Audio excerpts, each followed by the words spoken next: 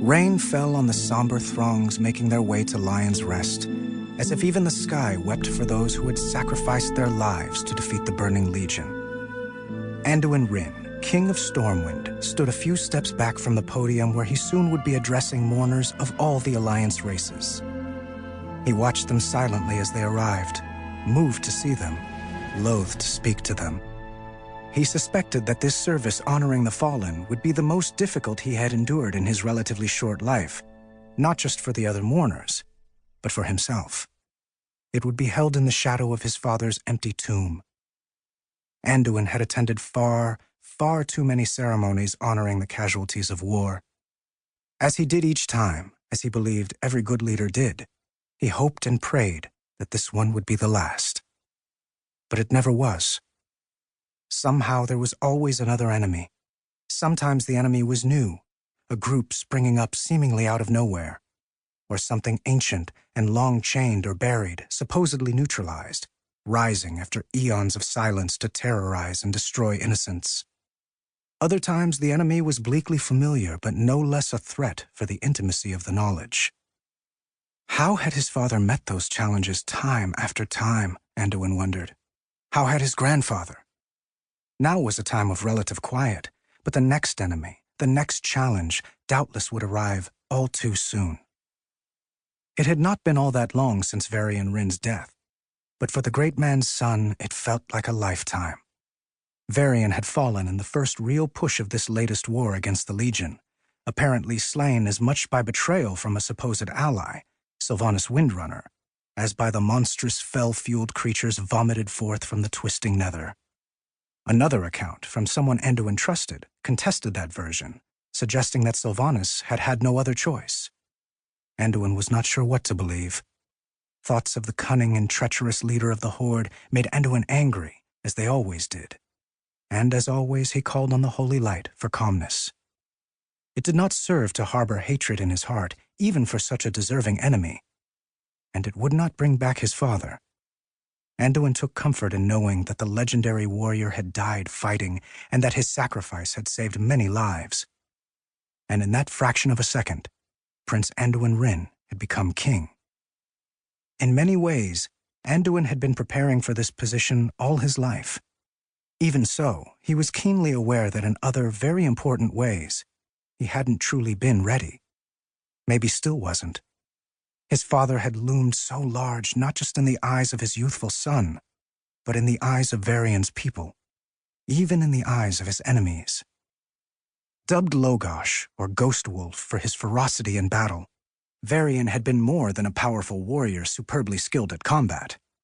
He had been an extraordinary leader. In the first few weeks after his father's shocking death, Anduin had done his best to comfort a grieving, stunned populace reeling from the loss, while denying himself a proper chance to mourn. They grieved for the wolf. Anduin grieved for the man. And when he lay awake at night, unable to sleep, he would wonder just how many demons in the end it had taken to murder King Varian Wrynn. Once he had voiced this thought to Gen Greymane, king of the fallen realm of Gilneas, who had stepped in to counsel the fledgling monarch. The old man had smiled, even though sorrow haunted his eyes. "All I can tell you, my boy, is that before they got to your father, he had single-handedly killed the largest Fell Reaver I ever saw in order to save an airship full of retreating soldiers. I know for certain that Varian Wrynn made the Legion pay dearly for taking him." Anduin did not doubt that. It wasn't enough, but it had to be.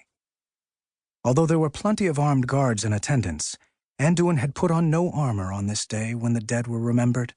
He was dressed in a white silk shirt, lambskin gloves, dark blue breeches, and a heavy formal coat trimmed in gold. His only weapon was an instrument of peace as much as war, the mace Fearbreaker which he wore at his side. When he had gifted the young prince with it, the former dwarf king, Magni Bronzebeard, had said that Fearbreaker was a weapon that had known the taste of blood in some hands and had stanched blood in others.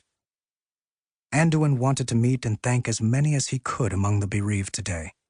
He wished he could console everyone, but the cold truth was that such a thing was impossible.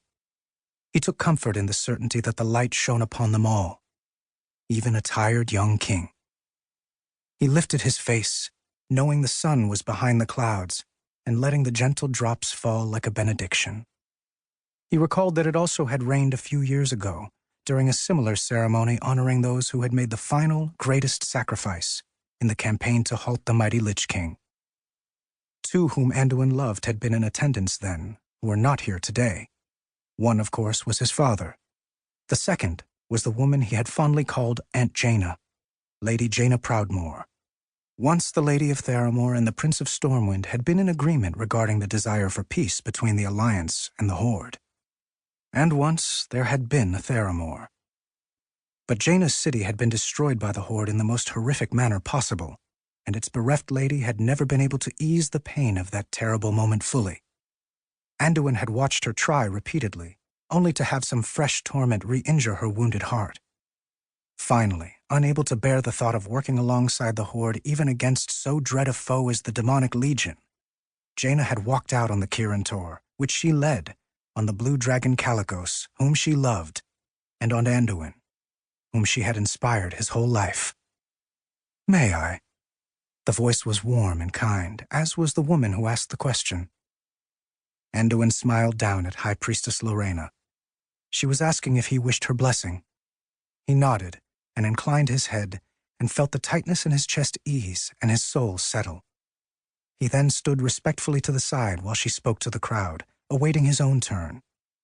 To keep listening to this audiobook, I've left you a link in the description so you can do it, at no cost thanks to Audible's 30-day free trial.